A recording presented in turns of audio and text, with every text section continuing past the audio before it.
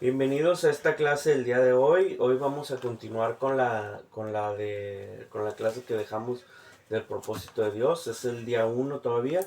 La segunda parte, el inciso B, dice: si no conoces el propósito de Dios en tu vida, la misma te parecerá absurda.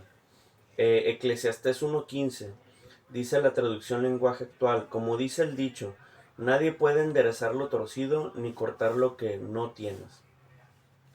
Cuando no conoces el propósito de Dios en tu vida, la vida te puede parecer frustrante. ¿Por qué frustrante? Porque quitas el por qué estás aquí en la tierra. Quitas el qué hay más allá. Imagínate que nada más tu meta fuera lo que logras aquí en la tierra. Que nada más tu meta fuera venir, vivir y ya. ¿Te imaginas? ¿Qué sería, qué tan frustrante sería el que no hubiera una esperanza de vida eterna? El que no hubiera, que nada más vinieras y vivieras, nacieras y ya. O sea, no hay un propósito más. Pues. Te haces grande y cada vez se va apagando más el propósito. Si las cosas fueran terrenales. Si las cosas solo fueran terrenales. O sea, se vuelve algo frustrante. ¿Cuándo? Cuando te haces mayor, cuando llegas a cierta edad y no has logrado los propósitos personales. Ya no digamos el propósito de Dios en tu vida, sino ya hablando sobre los propósitos que tenemos todos como personas, los sueños, las metas, porque toda persona debemos de soñar, todas personas tenemos derecho a soñar, ¿sí? Y aquel que no sueña, pues pobrecito, porque pues imagínate, sin sueños no hay metas, y sin metas, pues pobres, ¿no? Entonces, todos tenemos derecho a soñar. Entonces, cuando no hemos logrado esas metas que nos hemos propuesto, es cuando la vida se vuelve frustrante. Entonces, cuando no entendemos lo que es el propósito de Dios en nuestras vidas, cuando no hemos entendido cuál es el propósito de Dios y qué es lo que Dios tiene para nosotros, entonces la vida se vuelve frustrante. ¿Por qué? Porque te frustras por no haber alcanzado tus metas. Amén. Eh, También te resulta insatisfactoria. Mire, muchas de las veces podemos decir, no, es que tengo lleno de problemas. Fíjese una cosa, es algo bien triste ver a tantas personas hoy en día que optan por el camino fácil. Eh, el, el, el dejar de estar aquí en la tierra por su propio medio, ¿sí? Por su propio medio, quitarse el sentido de vivir. Pierden el sentido de vida. ¿Por qué? Porque dice uno, no, pues que tienen muchos problemas. Ok, miramos jóvenes tomando estas decisiones. ¿Sí? Miramos jóvenes, miramos también gente de dinero, gente millonaria. Miramos también gente famosa que alcanza la fama, que alcanza la fortuna, que uno puede llegar desde aquí abajo, ¿no? Uno puede llegar a pensar, ay, no, es que cuando yo logré esto, cuando yo logré el otro, y vemos personas que han logrado sus metas personales, pero vemos cómo la vida les parece vacía. Se sienten solos, se sienten solas, se sienten insatisfechos. Entonces no es comprensible cómo puedes llegar a tener una meta y luego cumples esa meta y de todos modos te sientes vacío, de todos modos te sientes hueco, o sea, no tiene lógica. Pero ¿cuál es el detalle? No conocemos el propósito de Dios en nuestras vidas.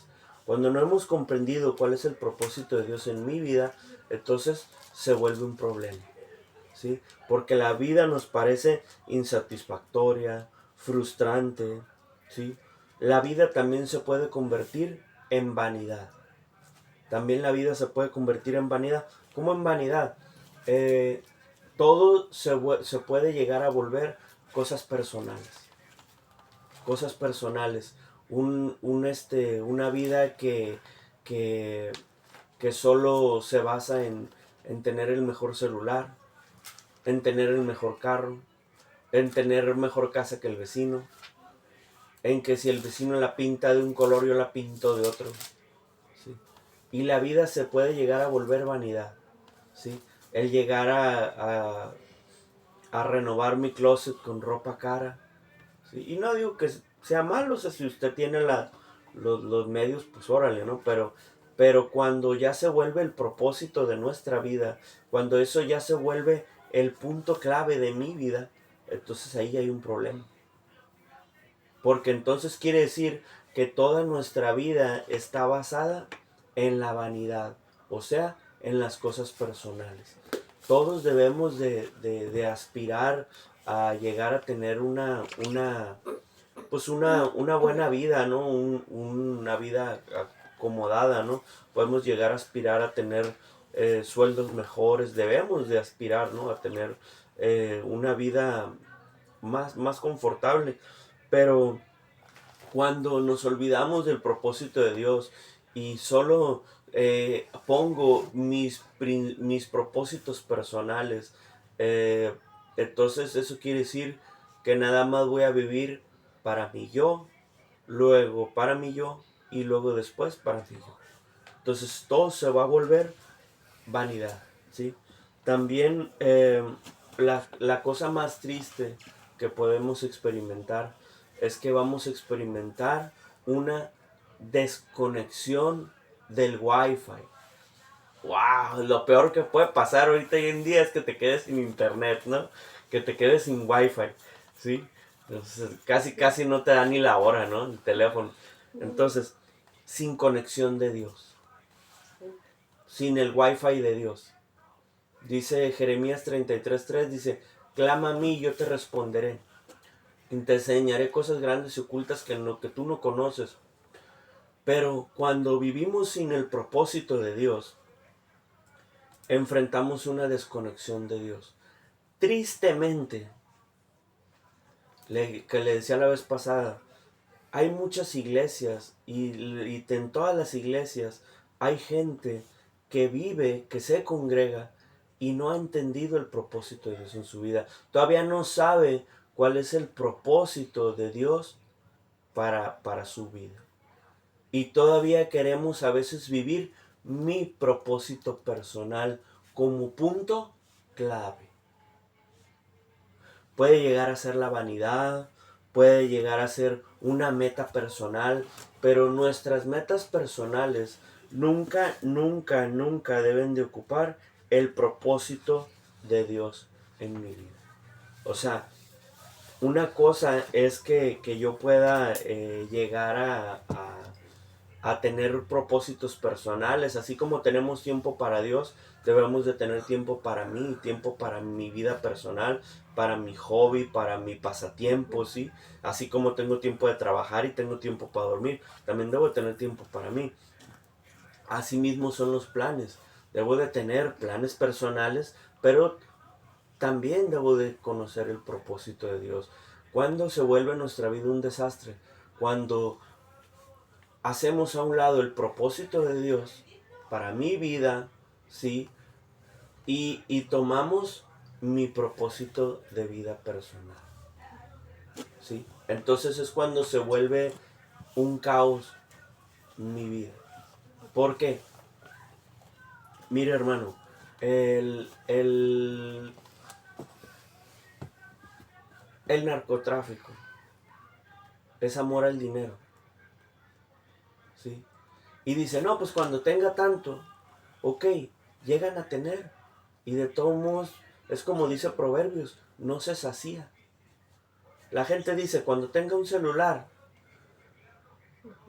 y al año siguiente sale el otro. Y no se sacía de todos modos. Entonces, se vuelve insatisfactoria la vida. Siempre hay algo más que desear. Nunca, dice Proverbios, nunca se llena. ¿Sí? A lo mejor quiero tener el carro del 2025, pero ¡oh! Ya entró el 26. Y resulta que el vecino trae el carro del 26. Oh, pues ¿cómo voy a quedar atrás yo? ¿Sí? Entonces, es algo ilógico que yo convierta mis planes personales como propósito de vida y haga a un lado los propósitos de Dios.